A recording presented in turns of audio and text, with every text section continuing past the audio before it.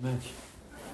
It's actually very interesting to have your daughter as a person who will introduce you as a speaker. Yeah. You will end up with some sort of inflated version of your personality. Yes. Tonight we are going to talk about community building and why, from all different discussions, we will be talking about this very subject.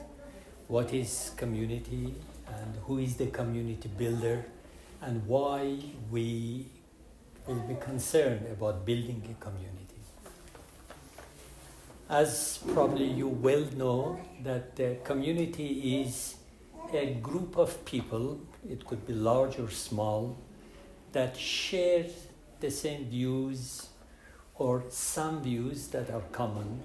It could be religion, it could be culture, or they may happen to be living in one particular place. They have enough things to make them looking like each other.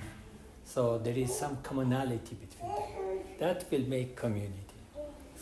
It's not necessarily that everyone who is in the community will be living in the same place. And even nowadays, a community could be people who are, how to say, what's the word? It's online, it could be an online community, not necessarily physically present. So that's what the community is. Why the issue of community is important and why people are thinking about either joining a community or making a community. It's a quest in the human being to belong to a community, to belong to a group. It gives a person warmth. It gives a person identity, that I am a member of such a community. I am American, British, Iranian, or whoever I am. It's a sense of belonging. So this urge to belong to a community, to a group, has always been with the human being, and it will continue to be there. Now, the community doesn't happen to be just formed or be existing. Of course, some communities, particularly those who are based on your belonging to a particular nation or a group or a country, where naturally, without you doing anything about it, you will find yourself belonging to that community. But it's not always like that. There are causes, or there had been in the world causes or movements that some people initiated it, and they established a community, and they are community builders. Let's look and sort of analyze number of these communities. For example, looking long time ago, there was Cyrus the Great. He was a community builder. What did he do? He was a Persian king, and he had a just tremendous amount of power and a big army, and he captured countries and nations one after another one. The interesting thing that he did and make him different from the others is that by capturing different nations, territories, and countries, he did not impose his own view of thinking. He did not impose his religion, culture, and all the other things.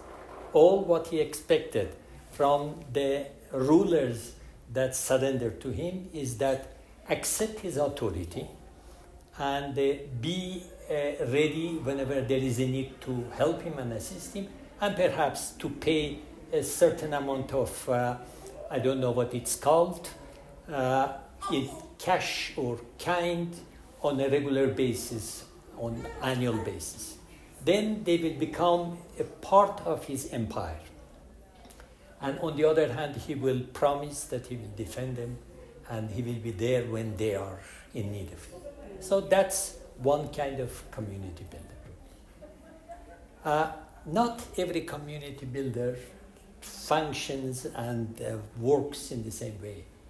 We have another example as a person who is a community builder, Mahatma Gandhi. He built his own community in totally different way.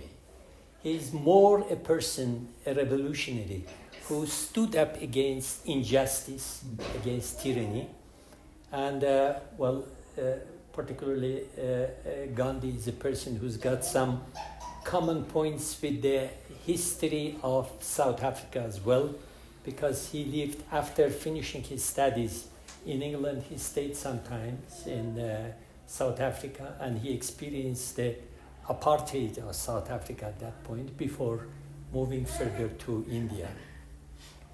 And of course, he moved to India, and being a lawyer, he established his practice, and he just rose against the injustice that at that point India was a part of, I should say, a colony of Great Britain. And he didn't like it. There were so many things that bothered him. And he raised his voice, and he invited people to protest.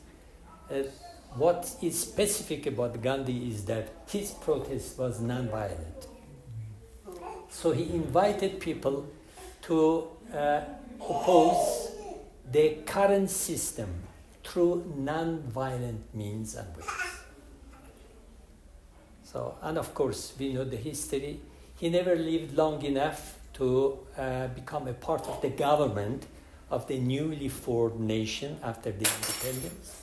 But he exerted enough influence and effect on the country that it's not actually India alone, but his influence and the way of thinking had spread all over the region and many other places in the world. And he is regarded and he is remembered as a person who made or left his mark on the structure of humanity. If you will be searching for the people who were community builders, we will come across Abdul Baha. Abdul Baha was a community builder for different reasons, and the reasons were more spiritual and more humanitarian. We remember that during the years of the First World War, when the Turkish Empire was it was defeated by British Army, and they gradually left the place, and they left behind a miserable community of hunger and full of diseases and all these things because of the neglect that they exerted. And during this period of time, Abdul Baha, foreseeing the situation, he purchased a lot of grain from the farmers around and kept them.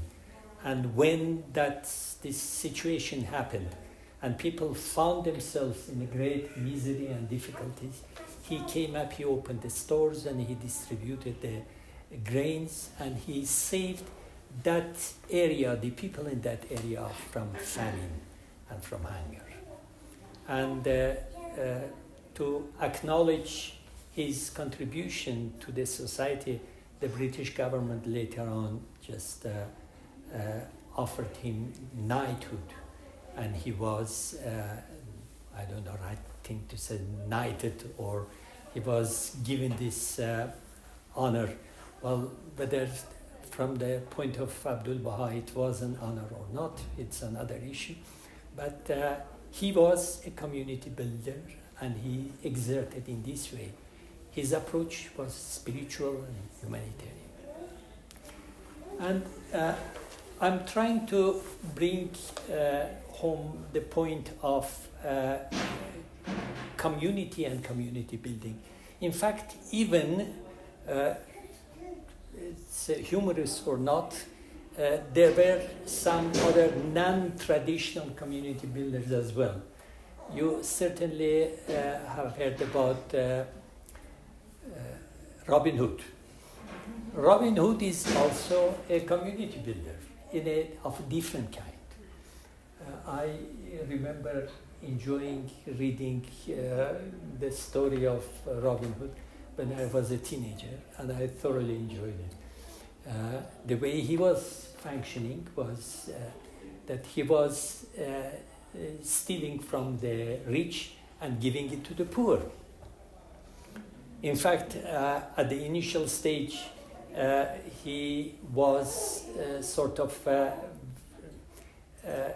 he didn't like the way the local authority was unjustly dealing with him.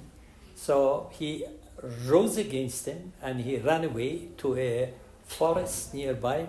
If I remember properly from that point, it was Sherwood Forest, and the city that he was living close by was Nottingham.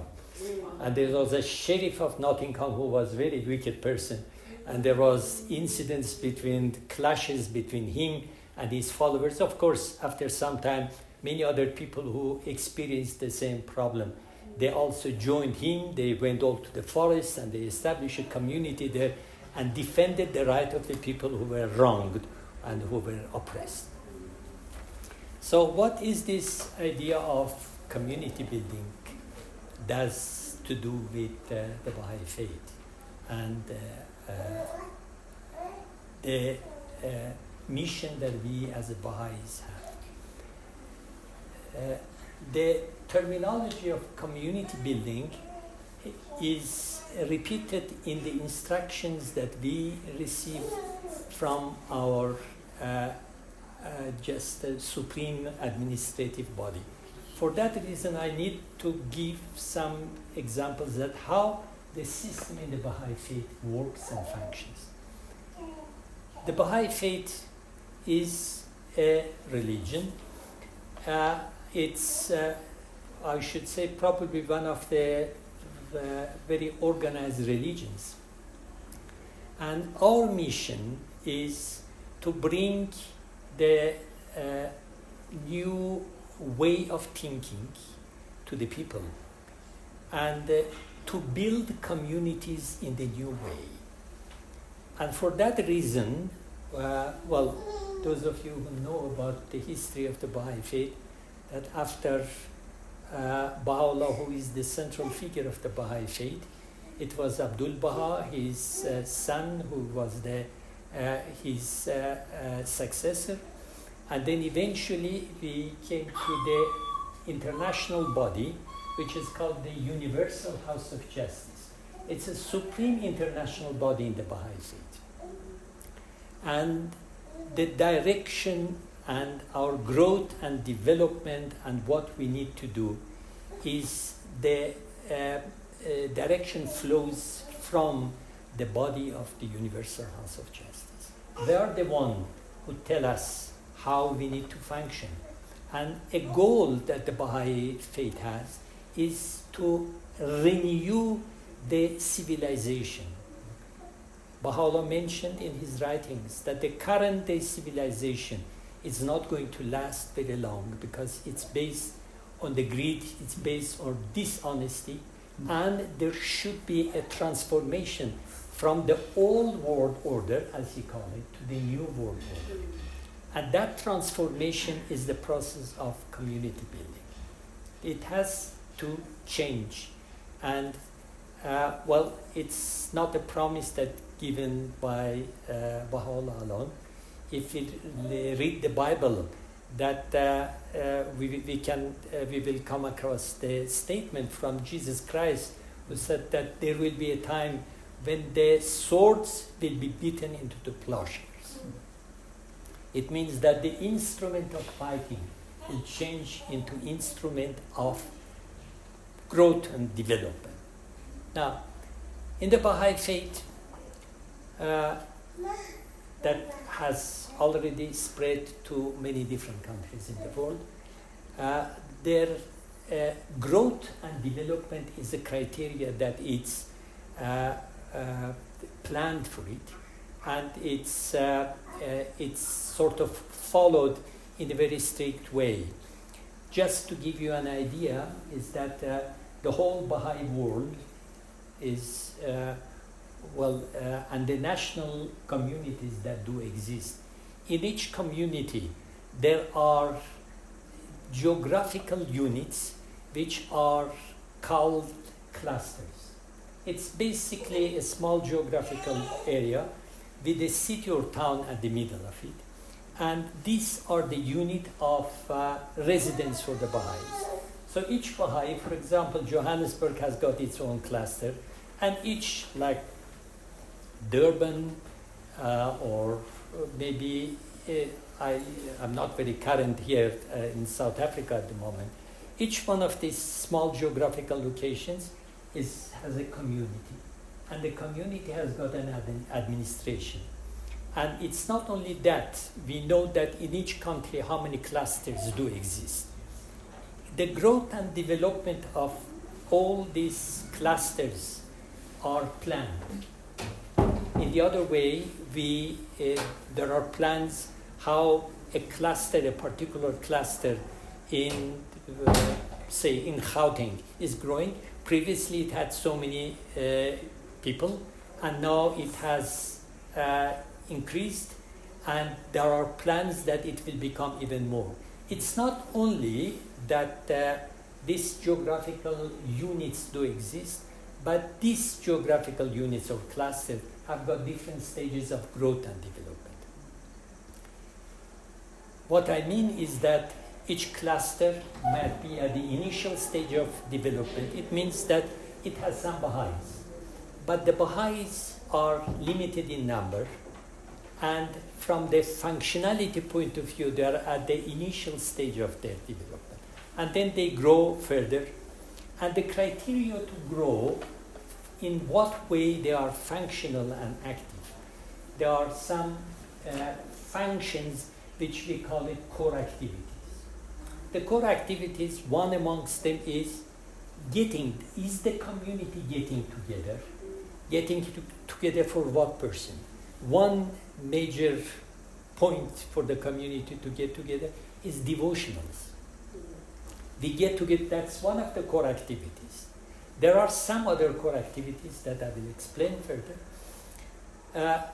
The devotional meetings in the Baha'i faith is not that we get together and we open the Bible and we read it. It's not this way. Group of believers will come together. That's their devotion. They could say prayers in whatever language they want. They may be belonging to different faiths and different religions.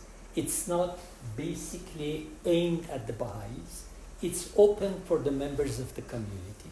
So that's one aspect, that one criteria of growth. The other criteria of growth are the educational components of the core activity. What are they? In every stage of life of the Baha'i, they have to be engaged in one sort of study or the other one.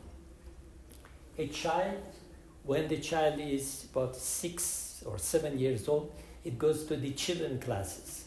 After 6 years, that very child needs to go to the junior youth program. I will not dwell very much upon them, but I will give some references to it. What does it mean?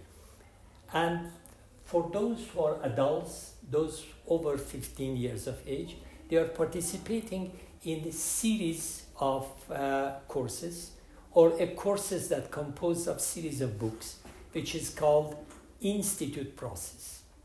So at any given time of the life of a Baha'i, they have to be engaged in one of these activities.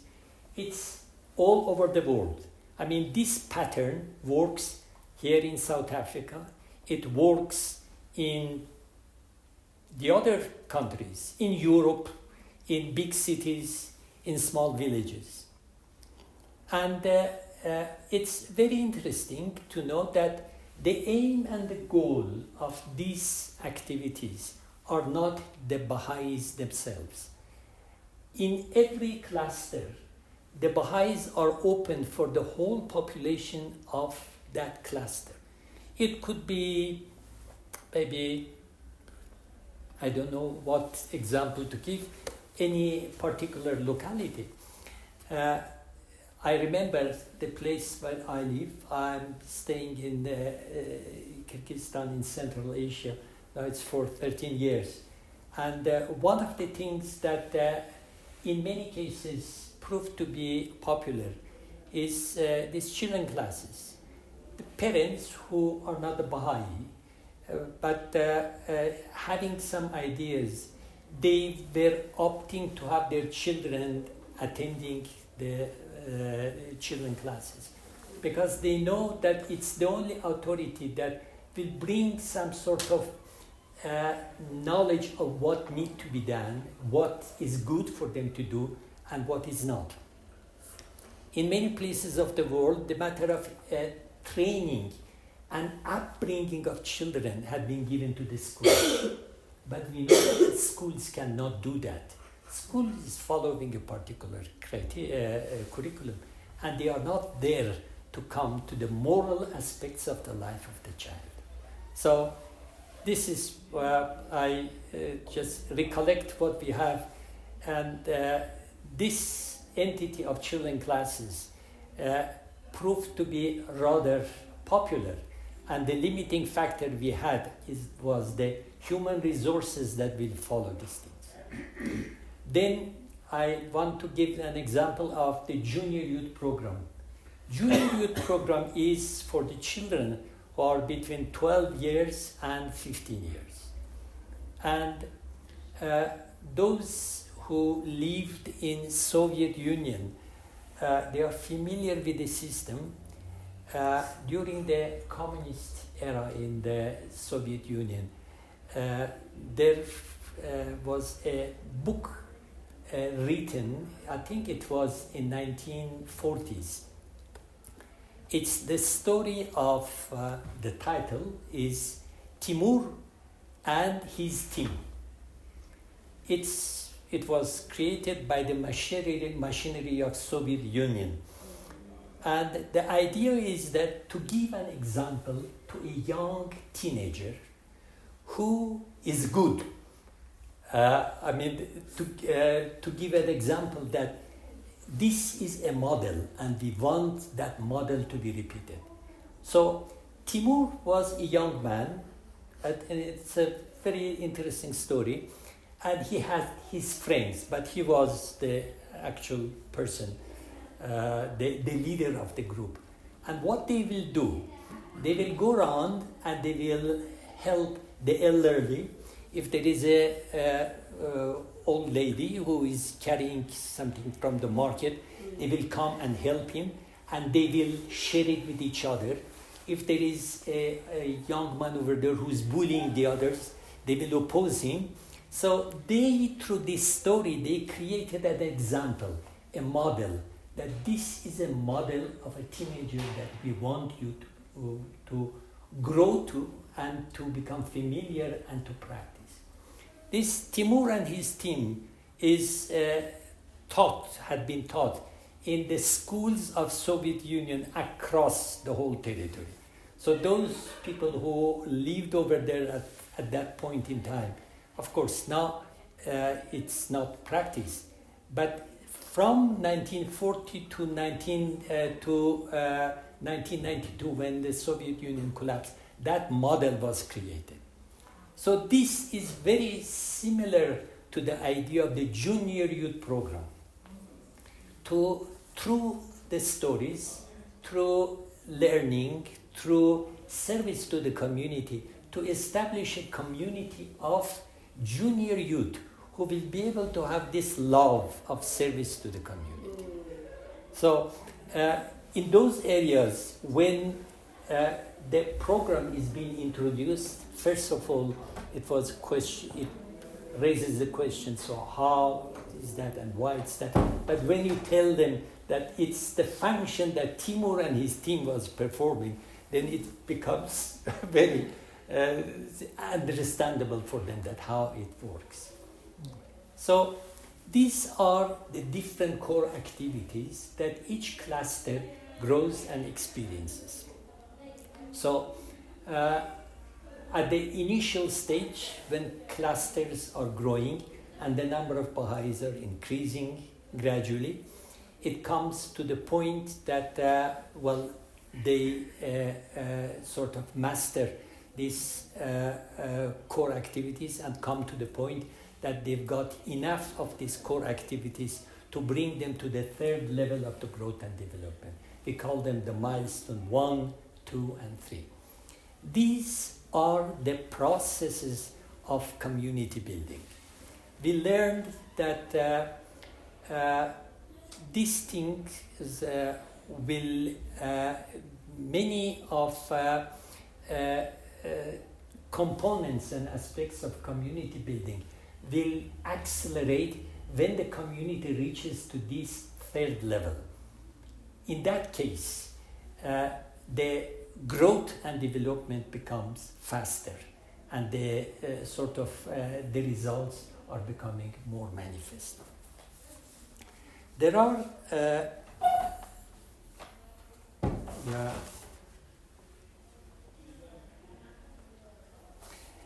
when the community grows, we are talking about this community building, we are talking about these different stages, and eventually when the community comes to the level of functionality that can do many activities that previously they could not do it. They will come to the new threshold of understanding and capability of doing it. At the early stages of development of the Baha'i faith in various communities of the world, the idea was that, and that's a part of the teachings of the faith, which was there and still is very effective, is that each person needs to share his views. I'm a Baha'i. Do you know anything about it? No, I don't. Do you like to know about it? And then sharing the ideas. That notion was with the intention or with the desire that I will share it with you. If you will find it interesting, of course, you can take it. And I will help you answering your question so that you will accept what's the nature of the Baha'i. This is a process of teaching. Normally it's one-to-one or one person to group. Now there is a new idea that appeared and it's practiced, particularly when it comes to the clusters that have reached to this maturing point of their development. And that's discourse in community. It means that I will be sharing the views about the Baha'i faith. My intention is not to convert you. If you like it, that's very good. And if you like me to help you, I would be very happy to help you. But my intention is that whether you are a Baha'i or you are not a Baha'i, you will get to know what are the new components, what are the new teachings that have appeared in this day. You may like to practice these things, but you may not like to become a Baha'i. That's your right. That's absolutely right. So what the Baha'i communities or the members of the Baha'i communities in many places are doing is to bring to or to explain to the other people that these are the teachings, these are the views that are current, and humanity doesn't have any other choice but from accepting it. There are notions like equality of the rights between men and women. Humanity had passed beyond the stage that a man will find himself or will think that he is superior to woman, and he is the all-powerful, and the woman has to subjugate. This is a point of view. I can share this point of view with you. It's not, well, this is my faith, and this is what I believe, so it's good, come and join me. Or there are some other notions, and as I said, that this will appear, this will happen only when human beings, when the members of the community will come to the third milestone of their growth and development. And one idea is the social projects that let's in the neighborhood, when the community is strong enough, there is enough of dynamism in the community that they will get together and they will think that for the sake of our community, our neighborhood, let's do something. It's a street that it's not tarred, it's dusty, full of stones. Let us not expect that the government will come here. Let's put our energies together, our efforts together, and do it for the sake of us here. No one is going to pay us, and we are not having any expectations from anyone who in one way or the other one will assist us. But we are doing it for ourselves without any financial or material gain. Or these type of projects are very relevant when there are the need for education. There are places that there are no schools. Group of parents will come together, and for the sake of betterment of the quality of the life of their children, they will organize some activities. And they will do it without expectation. There are actually a number of these projects working very successfully across the world. And one of the things that the clusters in this level of development and growth will come to realize that the experience they have, and if there is any success they had in their approaches, it is something that could be shared with the other communities. So there are ample numbers of meetings and gatherings at different levels, at the national level, that one cluster comes and shares the idea that, well, that's what we did it and it works. You can try it. And they are trying. Actually, many of these ideas that are successfully being implemented in some of the places are something that happened in one place. And it proved to be successful. And now we are trying here and we see that, well, it's working well, or with some changes, it could be sort of working in a better way. I remember in my community, there was at one point a group of our youth had went to, I think it was to Singapore. There was a model community over there that they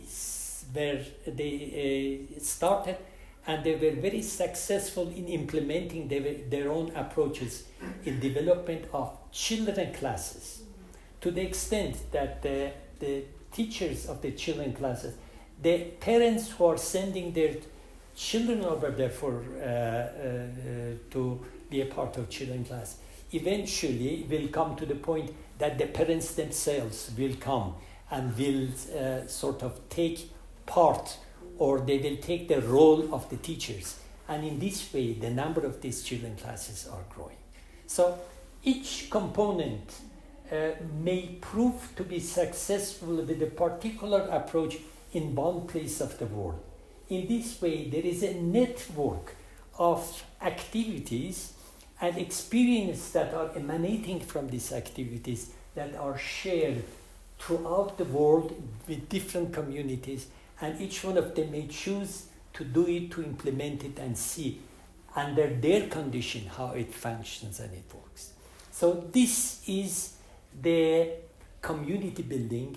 This is the transformation that happens across the Baha'i world. Baha'i is working very silently. They are not making a lot of dust, or they are not boasting what they are doing it. The whole idea is that you do these things for the sake of your love for humanity, because you believe in God, you believe in unity of humanity, and for that reason you think that, well, God has given me the life, the opportunity to live. What can I do to leave my mark here in this world before my time is up? Each person finds a place. Each person will find a service that I can do this. I don't like to do this one because that's not in my nature. But I like to be, for example, the teacher of children classes. I like to organize, for example, the devotional meeting. I need to end my talk. I would like to share with you my first impression when for the first time, at that point we were living here in South Africa, in my family after consultation I decided, because I speak a little bit of language, I would like to go and see some of these Baha'i communities in former Soviet Union. So I made a plan, and to make a long story short, I ended up in Uzbekistan. It was 2005, not too long after the collapse of Soviet Union, and it was a challenge for me to get the visa because they were still functioning like old Soviet Union. Eventually, I ended up over there, and of course, the communities re-emerged after the collapse of Soviet Union. During the time until 1991-92, religion was forbidden. So officially, no religion could be functional. So I did not expect to see many activities, many people who are actually aware of it. And I remember, I just want to give that example.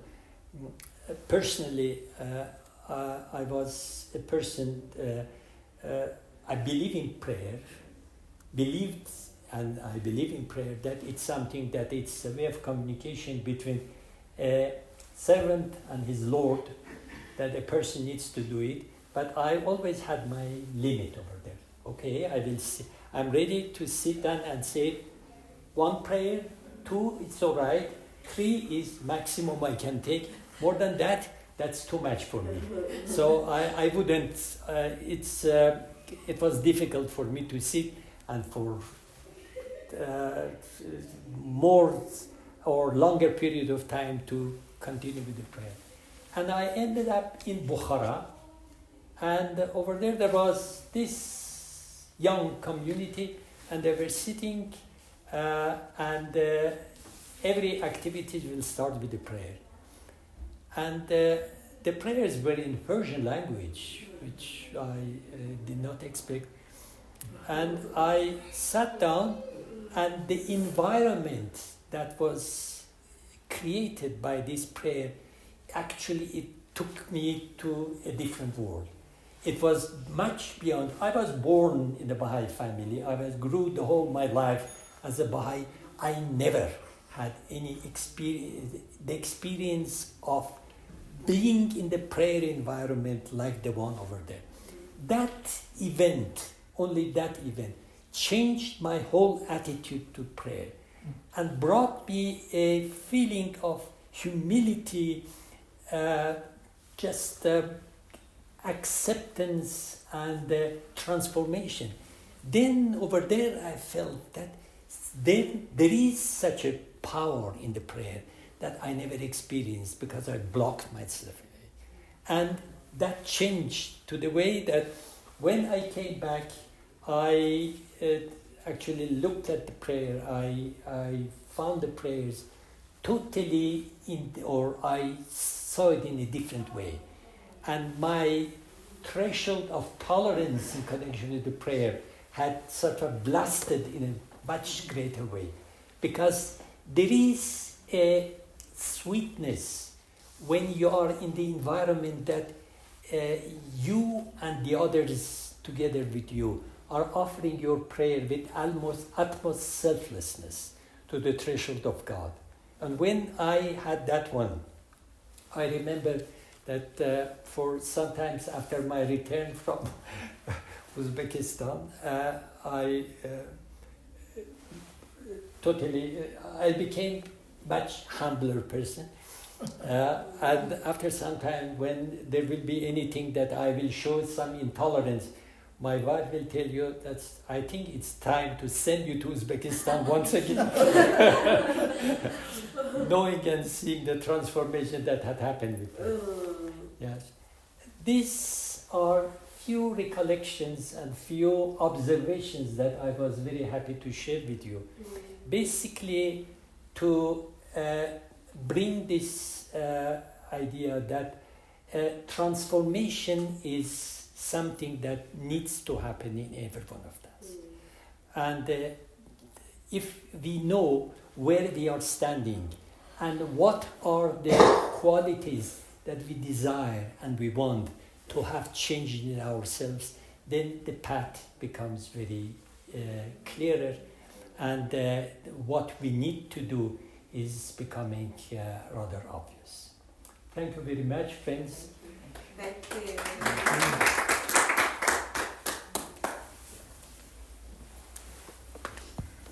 you very much for sharing your